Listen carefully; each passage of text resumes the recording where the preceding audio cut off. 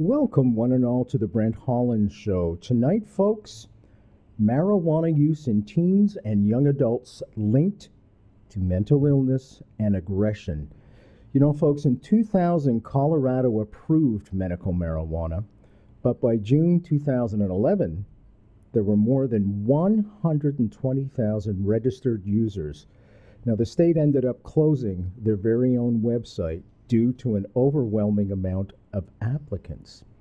Our guests tonight, Dr. Laurie Berdahl and Dr. Brian Johnson, authors of their new book, Warning Signs: How to Protect Your Kids from Becoming Victims or Perpetrators of Violence and Aggression, believes this current social mindset is destructive for young adults. Dr. Berdahl says, and I quote, "Because adolescent and young adult brains are still developing and rewiring, they are extremely vulnerable to permanent changes from substance abuse and addiction. Children grow up now thinking that marijuana is simply a medicine." She says that this has led kids to believe pot has low risk, so they self-prescribe for anxiety, headaches, whatever ails them. But this is extremely dangerous. Dr. Berdahl goes on to say about 80% of adolescents in the criminal justice system become diagnosed with something called conduct disorder. And these same kids are found to be dependent on, of all things, cannabis. On the show tonight, we're going to be looking at how young marijuana users have an increased risk of depression and suicide, how increased aggression in small children has also been found with prenatal exposure, how marijuana use can predispose some people to react violently or commit violent crimes, and also how marijuana use among men is linked to teen dating aggression. Dr. Laurie Berdahl obtained her MD from the University of Iowa. She has published articles in the journals Medical Economics and Parenting, Science, and Practice. Dr. Berdahl and her husband, Dr. Johnson, are proud parents of their 2 adult children. Dr. Brian Johnson received his PhD in counseling psychology from the University of Iowa. He is a licensed child and adolescent psychologist and full professor at the University of Northern Colorado.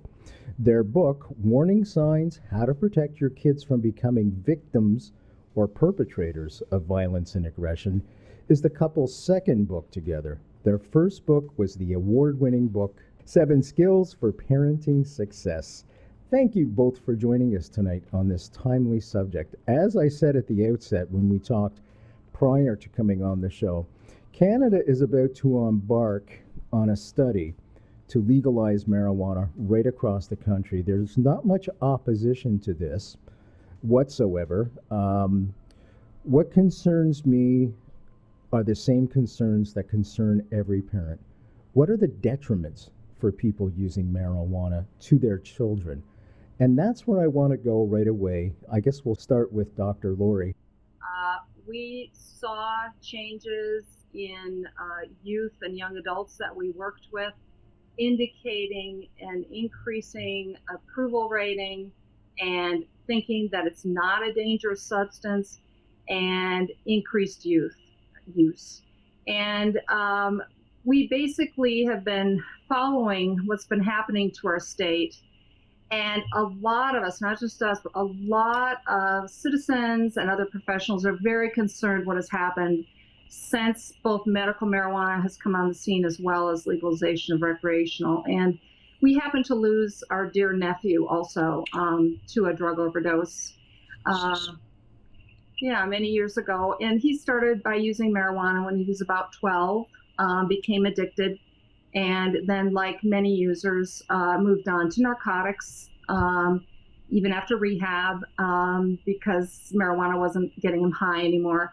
And he died of an accidental overdose of OxyContin, and also had marijuana in his system. So we lost him, and that probably really sensitized me personally to the problem, as well as watching increased use by pregnant women.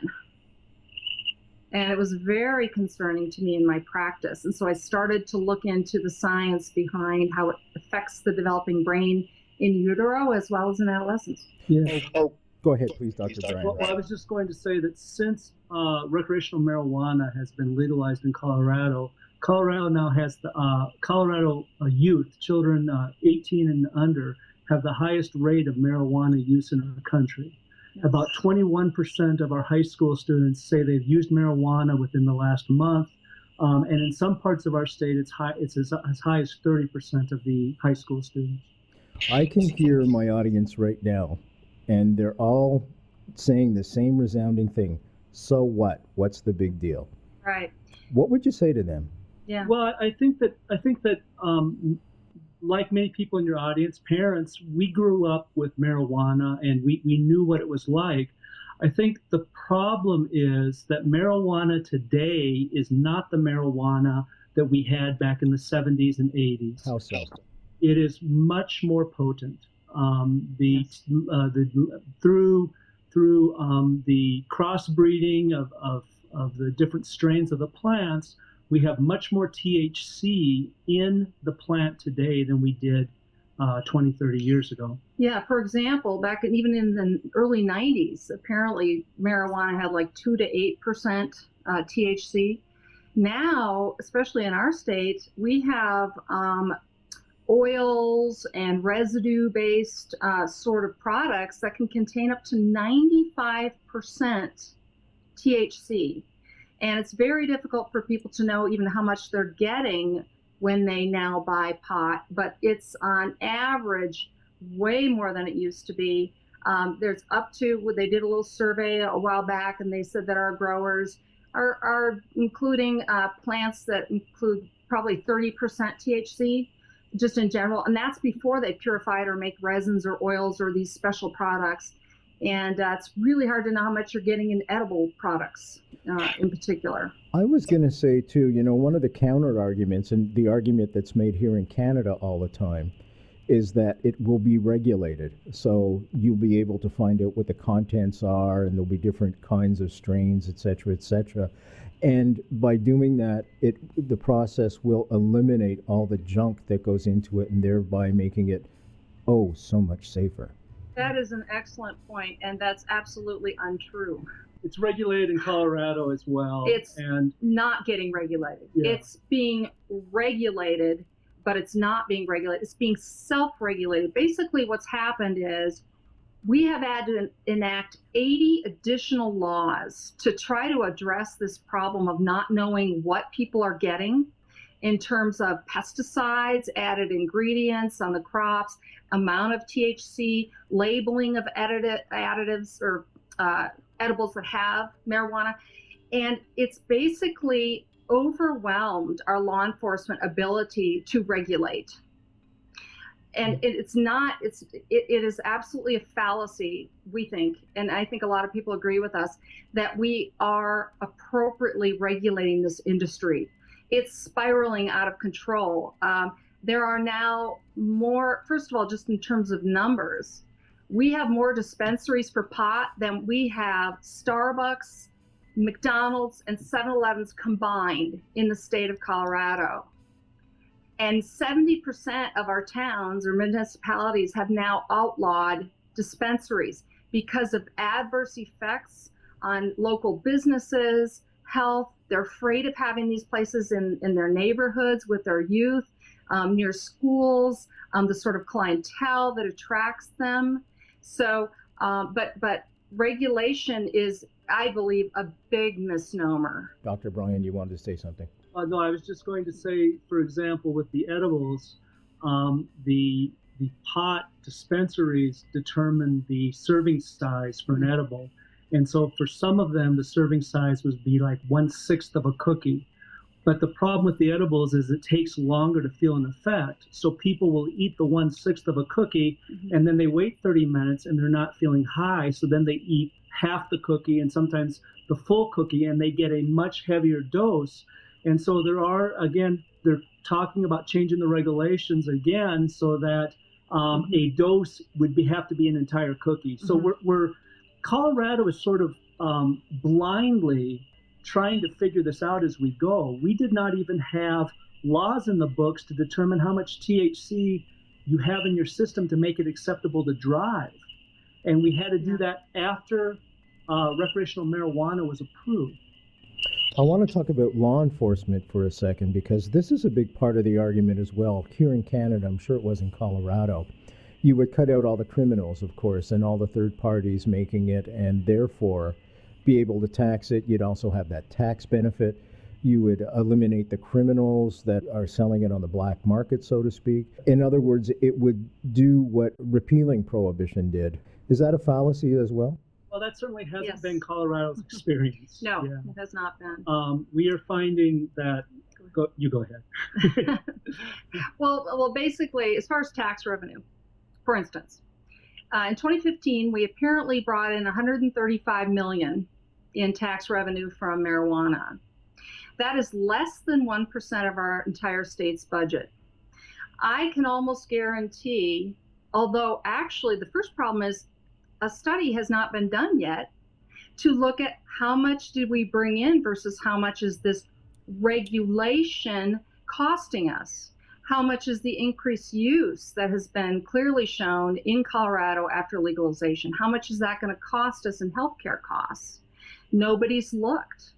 But we think that because Coloradans were told, hey, we're going to put more money into our education system, that's a drop in the bucket. 40% of that amount went to repairing roofs in our rural schools. None of it went to hiring teachers, and about 40% went to preventative education, for youth. But that's a drop in the bucket, and I really highly doubt that that is going to work out. I think our hypothesis is that we're probably subsidizing the marijuana industry.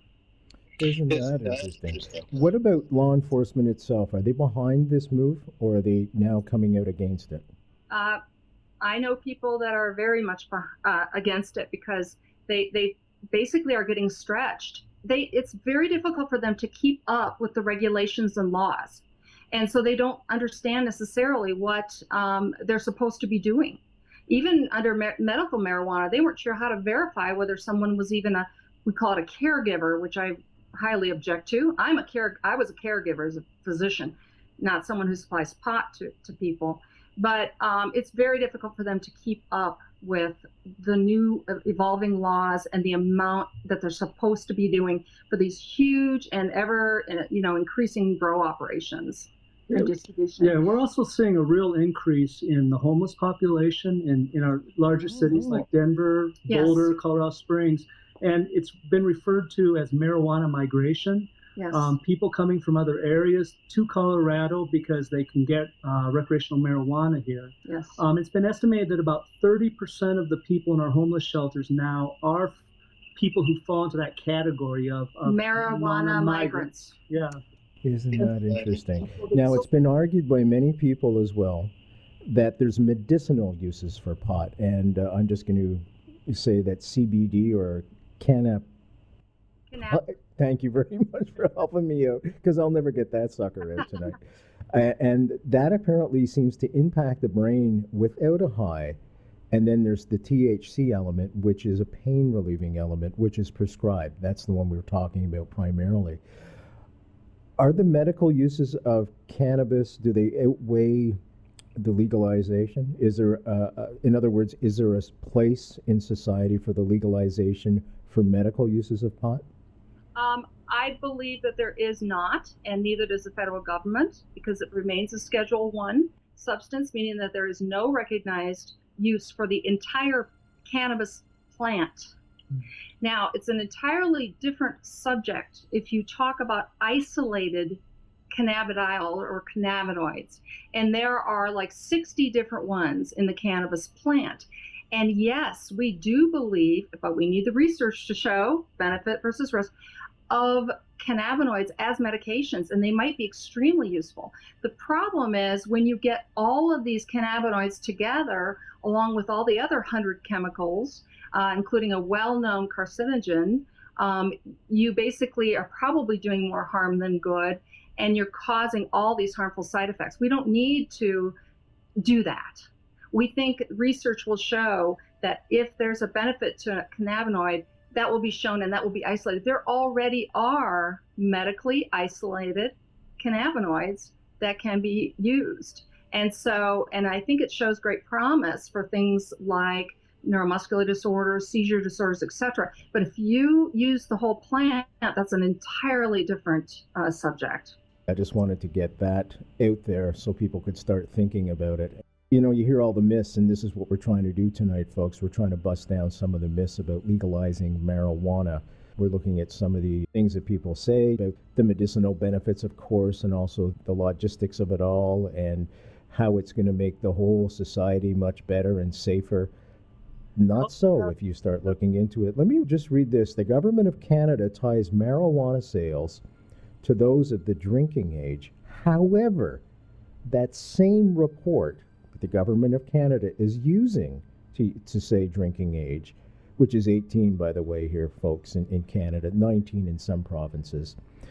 The same paper notes that, quote, science indicates that risks from marijuana usage are elevated until the brain fully matures.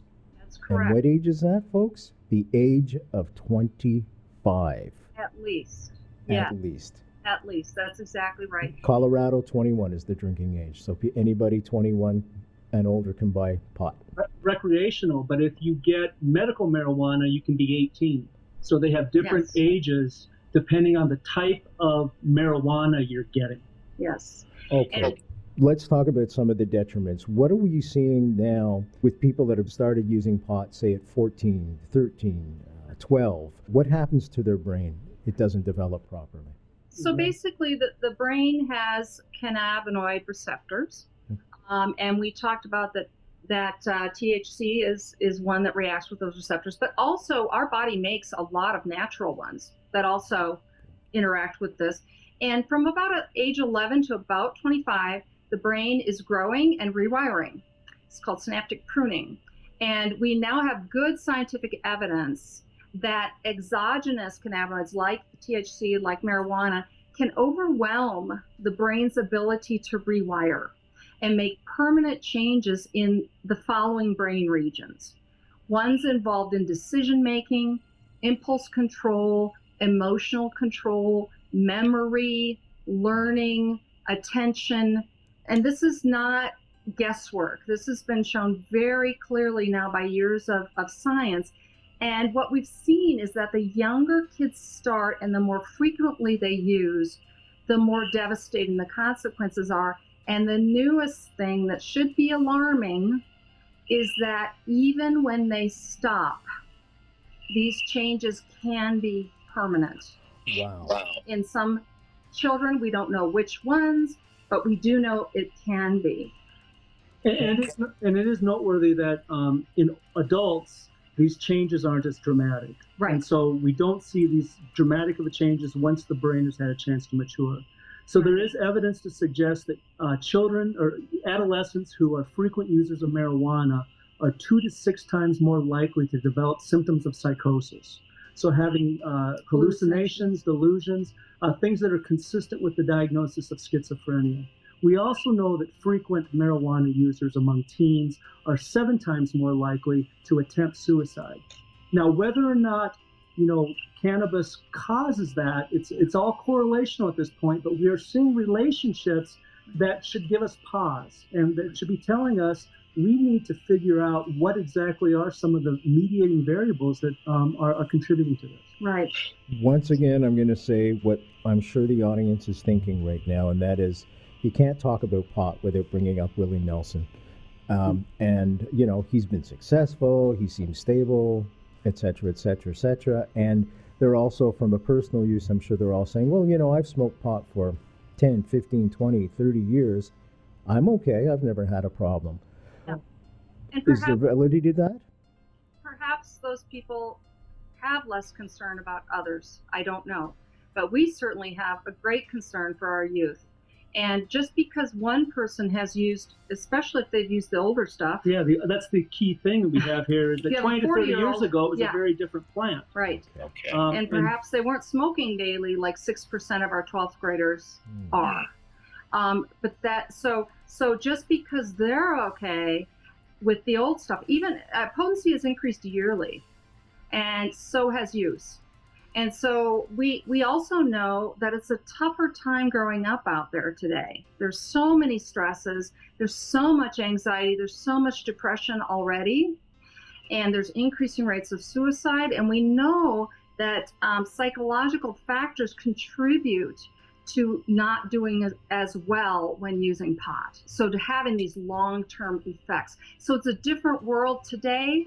It's a different marijuana today. And so we can't necessarily make those same correlations with people that will say that. Another myth I want to bust down is the argument is always made that, well, you know, we legalize alcohol. Yeah, right. We legalize gambling. Right. People are going to become addicted. Yes. There's going to be always the problem child, of course, Sure. with anything of that. Yep. This is different. I was wondering if you could tell the folks how this is significantly different. Yeah. Let's take alcohol, for instance. Certainly the rate of addiction, and most people don't understand, marijuana is now addictive, an addictive substance. So 10% at least of adults are addicted who use. And more than that, 4 to 7 times, we don't know exactly. Again, it's early, but it's much more likely that a youth gets addicted because it's, you're using when your brain is developing. So you're getting used to it and getting tolerant to it and dependent, and then become addicted. But anyway, so we think that addiction is a real issue. Maybe you can say. So I lost my train of thought. She lost her train of thought. So addiction is an issue, and Yeah. I think that especially as the potency of marijuana increases, it makes it even more likely that people are going to have side effects when they try to stop using it and try to come down from withdrawal symptoms. Right. And you can get addicted to alcohol also. Right. However, number one, there's treatment for alcohol dependence, which is not available for marijuana dependence or addiction. And number two, studies have very clearly shown that if you use a moderate amount of alcohol chronically throughout adulthood, you're going to live longer and you're going to have a lower rate of heart disease. You cannot say that at all about marijuana. You can also not find any of the same profiles of risk factors for alcohol use than you can for marijuana. So it's a very different beast. Albeit addiction is a common factor, it's a very different type of addiction. And whereas marijuana chemicals can forever change your brain, alcohol generally does not. Gateway drug. Is there any truth to that? Is there a slippery slope here? Yeah, there are two parts to the gateway hypothesis. It kind of gets confusing, but one of them is the stepping stone hypothesis, which I believe happened to our nephew, and I've seen it in a lot of other patients, where you kind of, you don't get high to marijuana, you're tolerant, so now you move on to other things. And that is less supported than the other one, which says, hey, kids who use pot when they're not supposed to be are going to be more seeing a lot more drug activity and more willing and pressured to try other drugs. And so that is the kind of the gateway. But there has been some definitive evidence, like for women, there was a study that showed a gateway can, by the way, apply to regular tobacco and alcohol also before trying something like heroin. But the only thing that increased narcotic use in young women was marijuana, and it increased it twofold. So again, the research is young, but it's coming out. And so there is a lot of support for the gateway hypothesis. And certainly there are some people that are going to be more likely to be addicts to any substance, that's for sure. But if you take the most available one and the most commonly used illicit drugs, and that's marijuana, that's probably our biggest concern. I want to thank the two of you for coming on the show tonight. Folks, the book is called Warning Signs: How to Protect Your Kids from Becoming Victims or Perpetrators of Violence and Aggression. Our guests tonight, Dr. Laurie Berdahl and Dr. Brian Johnson. I'm Brent Holland. See you all next time.